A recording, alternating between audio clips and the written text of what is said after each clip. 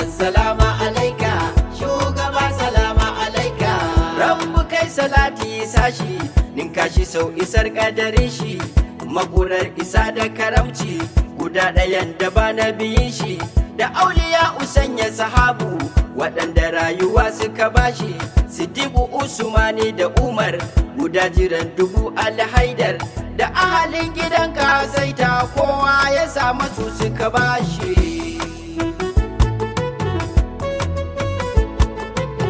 Abul Abbas Ahmad jigon zuwa ga Rabbu bawan Allah, bai lazumin da ke saka bawa ya zamsaraki na ga jamala, ubar rijali gausin Allah, shehu shi ya kauda badala, barhama mai shiga ta kamala, mazaharin tajallin Allah, wallahi an gama mini komai tunda na zo cikin 'yan faila.